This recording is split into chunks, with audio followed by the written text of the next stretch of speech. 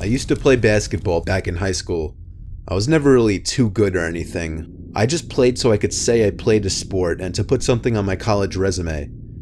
This one particular game, we were playing some nearby school, I can't remember the name of it, but we were home. This wasn't a very important game, so not a lot of people were watching in the bleachers. I think we were down like 22-13 when some kid on the other team started trash talking me and a few of my teammates, but mostly me, making fun of my size and my hair. It got to the point where after every shot I missed, the kid would throw some wise-ass comment my way. Eventually I couldn't take it anymore and I shoved the kid as hard as I could. He fell on his back, sliding off the court. My teammates held his teammates back from attacking me as the ref blew his whistle and ejected me from the game. I didn't care, it felt way too good to feel bad about it. I walked right past my coach, not even batting an eye, and went straight for the locker room. The door was locked for some reason. I didn't want to have to awkwardly ask my coach to go unlock it, so I went outside and went around to the other side of the boys' locker room where there was an outside entrance. Strangely, that one was open. That door was never left open.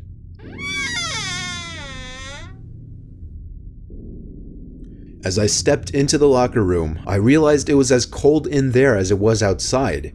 The door must have been open all game. The lights also weren't on, and I didn't have my phone on me, so I couldn't use the flashlight or anything. I shut the back entrance door and began feeling around the walls like a blind person, looking for the light switch.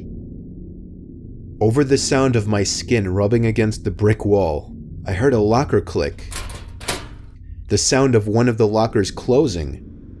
I confidently called out, "Who's there?" assuming it was one of my teammates. No reply. It was dark in there, but not the kind of dark where you can't see anything. I began a slow walk down past the aisles, scanning each one for anybody who could have made that sound. And all the while I heard footsteps in the room, so I knew I wasn't alone. I got to the last aisle and saw for a mere second at the opposite side of the aisle someone really big moving behind the lockers as if they were hiding. I felt my heart skip a beat and was officially freaked out. So I decided to just leave and wait for the game to end to get my stuff. I made my way to the main entrance and tried to pull the door open, but it was locked from the inside too. I found the light switch right next to the door though, and the return of light made me feel a little better. With the light on, I gained the confidence to just confront whoever was in the locker room. Again, I started doing laps around the locker aisles, but I didn't see anyone. However, I still heard the footsteps opposite me wherever I went. If I was in one aisle, I heard the footsteps exactly opposite me in the next aisle over. I continuously called out, "Who's there?" I never even got so much as a cough in response. I became almost out of breath walking and running around the aisles so much. I then looked at the lockers and realized that in between them were tiny holes in which you could see over to the next aisle. I had an idea. I could peek through one of those holes and see who was on the other side.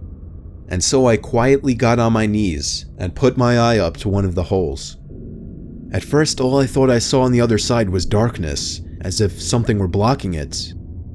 But I quickly realized what it was. What I was looking at through that hole was an eye. I ran out that back door quicker than I'd ever run in any of my games. When I went up to my coach, who understandably looked annoyed at me, I told him there was someone in the locker room. At first he assumed it was just the janitor, but after I convinced him it wasn't, he looked at me with a look on his face that told me he believed me. After the next call, he told the refs to pause the game, that there might be an intruder in the locker room. Half of my team and the coach went in to investigate, but by that time whoever was in there was gone. I didn't feel stupid or anything, as everyone seemed to believe me. I mean, the room was freezing and the back door was still open, for crying out loud. What we did find out at the end of the game, however, was that 4 of my teammates were missing their clothes from their lockers. All of them from the freshman locker aisle. I think I figured out what kind of person I was in that locker room with, and I'm just happy I never caught him.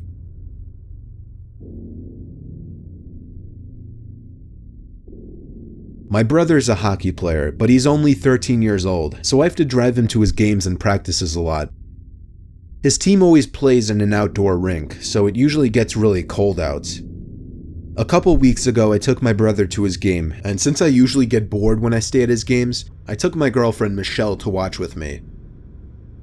My brother's team was down like 4-0 by the end of the first period, and we really weren't enjoying it anymore, so me and Michelle decided to go to a more private location, not for anything sexual, just to smoke the stuff we brought with us. She's not a big smoker, but I'm usually able to convince her to light up with me. The park that this rink is in is very foresty. About half of it is nothing but dense forest. Locals call it the Burning Woods for obvious reasons. Me and Michelle found a good spot behind a few big trees, and a few moments later, after lighting the bowl, we heard footsteps approaching us. I put the lighter and pipe away quicker than I even had time to think about it. We heard a chuckle as two guys lower to mid-20s came into light. One of them had a painfully cliched mohawk with a green stripe and black fuzzy hair beneath. The other a big bald guy with a goatee. The guy with the mohawk laughed and said, "It's cool, don't worry about it. You got enough for 2 more?"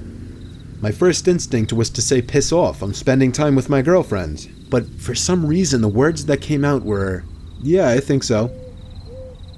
I'm a serious coward. I always think of appropriate things to say in my head, but I never gather the courage to actually say it. After I said yeah, he told me he was just kidding, but that he had some super dope Durban poison or something in his car if we were interested. I looked at Michelle, who shrugged her shoulders, but I knew deep down she didn't want to go with them, just like I didn't. I then looked in the direction of the hockey game. I told them, "Nah, it's okay, we were just finishing up anyway." The guy just nodded his head and said, "Oh." He stuck out his hand for a goodbye high five / handshake, and I shook his hand. I directed Michelle back in the direction of the hockey rink. We both agreed that those guys were weird. We stopped when we thought they were far away. It's not like there wasn't any point in not smoking just because of that encounter. I gave Michelle the pipe and lighter, and as she flicked it, I could swear I heard footsteps moving through the leaves again. I did a quick side glance about 2 o'clock, and I knew he was there. The guy with the green mohawk. He was standing behind a tree with his head just kind of peering out from it. I did that thing with my eyes, looking over in that direction to kind of hint at it to Michelle. I didn't want to confront the guy, because at this point I knew something was wrong with these guys. And as I was already having no part of this, we both heard a stick snap from right behind the tree we were standing by. I pulled Michelle with me as we walked back closer to the hockey rink and back into the lights. At this point, I lost interest in smoking. I just wanted to go back to the safety of the bleachers. We made it past the tree line and back onto the path when we heard one of the guys call out, "Hey, come back." We turned around, and there they were. The 2 guys standing by the edge of the tree line, maybe 20 feet away from us, with haunting smiles on their faces. And then I looked past them and saw a 3rd guy behind them, half covered by a tree. "No, it's okay, guys, thanks," I yelled back. "It wasn't a request." Those words hit me like a bullet. I dared not turn around. I simply nudged Michelle forward even faster to the bleachers that were now only about 50 feet away. I feared if I turned around I'd see a gun or something in his hands. We made it back safely to the bleachers with the feeling of comfort being around other people. The game ended and my brother's team lost 9-5. My brother stayed after a bit to speak with his coach, who was offering him a position on his other team, and by the time he was done, just about everyone had already left. With 3 cars in the parking lot, we all got into my truck and went home. But on the way out of the parking lot, I noticed immediately that the car behind us was tailgating and then shortly after started honking. I knew it was them. It had to be. They must have waited for us in their car. Why were they targeting us specifically? We didn't do anything. By a lucky break though, we didn't even have to drive all the way down the street. Parked on the corner of a side road, seemingly waiting to give tickets to unsuspecting drivers, was a Ford Explorer police car. We pulled up next to it and the car behind us kept driving past. The cop rolled down his window and we pointed at the car, telling him that those guys were harassing us. All the cop did was nod his head and say okay before rolling up his window. I took that as our cue to drive away, but I drove slowly hoping to see his car turn on along with his lights. They didn't. For whatever reason, he didn't care to chase them down. 2 weeks later, it still bothers me every day, and this whole situation still scares me every day.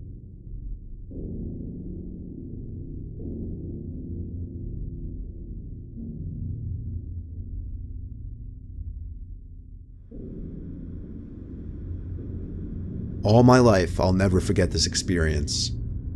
I've always had a close group of friends who I could relate to and that we all loved baseball. 6 of us were on the same team in a league, while all 8 of us consistently played pickup baseball with each other.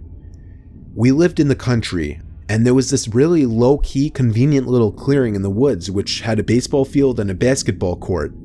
I shit you not, it was almost like our own little private park. Nobody else was ever there. Mostly because nobody knew about it. It was off some dead-end dirt road with nothing on it, and it was surrounded by nothing but forest. We were all 11 or 12 years old at the time, and living in the country you tend to have parents who are a little more lenient with letting you out unsupervised. At least that's how it was for us. This field was about a quarter mile away from my house, so I always walked with my baseball bag containing my bat, glove, and a few extra balls. This was the day that ruined it for our whole group in this park. It was a Friday night, middle of July, so the sky was turning that deep orange as the sun was setting. That meant our game had to be wrapping up soon. I was coincidentally up at bat when 2 of my friends who were out at field pointed to something. We all turned and saw a huge group of men entering the little clearing and sitting down on a nearby bench. There were 6 men. I guess thinking back now, I'd say they were in their 20s or 30s at the time. I wouldn't say that they had a gang-like appearance, but they sure didn't look like guys you'd want to run into in a dark alley. The disturbing part was that they all either sat or stood there just watching our group playing baseball, and I could see and hear them laughing and making a lot of noise. We all looked at each other and kind of mutually agreed to pack up, since it was getting late anyway. As we all started putting our stuff in our bags, they all started calling out, "Aw, don't leave." As we all high-fived each other saying our goodbyes, we looked back at the bench, and we got scared when we saw all 6 men were now standing up, still watching us. You may think this sounds dumb, how a group of 8 kids would get scared because some people entered a park, but you don't understand the way they were intently staring at us. Now here was the bad part. I usually tended to walk alone since my house was in a different direction of everyone else. I asked my friend Jordan to kind of escort me out of the clearing and to the dirt path that I walked on just so it wouldn't be so obvious that I'm walking alone. Then I gave him a high five and we went our separate ways. It was getting really dark now, in the woods especially. That's why I always kept a flashlight in my baseball bag. Every click and every snap in the woods made me shine my light over in paranoia. My heart was actually racing. I just wanted to get home safely and get to my nice warm bed. Each step in the dirt seemed to become louder and louder as I became more sensitive to the sounds around me. I felt sweat dripping down my cheek as I heard laughter and screaming in the near distance, not of my friends but of grown men. I picked up the pace, thus causing a few of the spare baseballs to fall out of my bag, which I had apparently forgotten to zip up. I sighed in annoyed breath, dropped the bag, and hurriedly looked for the balls with my flashlight. The subsequent snapping of leaves and twigs from behind me made my heart drop. I turned and shined my light to reveal a tall man in a black hooded sweatshirt with the hood covering his face, inching his way closer to me. Only after I revealed him in the light, he wasn't inching anymore. He was full on running toward me. I felt life almost escape me as I ran for my life, dropping the flashlight and leaving all my baseball gear behind. I could hear my chaser behind me all the way until I saw the light from my house. I screamed for my mom and dad, and that's when I heard my chaser turn around. My mom and dad were hysterical in reaction to what I told them, and called all 7 of my friends' parents asking if their kids were alright and explaining the situation. Thankfully, all of my friends made it home okay that night. though my friend Jordan was actually followed briefly as well. He told me he wasn't chased after he started running though. After this incident, all of our parents stopped allowing us to go to that field. We still live in the same house, and it still makes me a bit uncomfortable knowing that one of those men, therefore all of them, know where I live.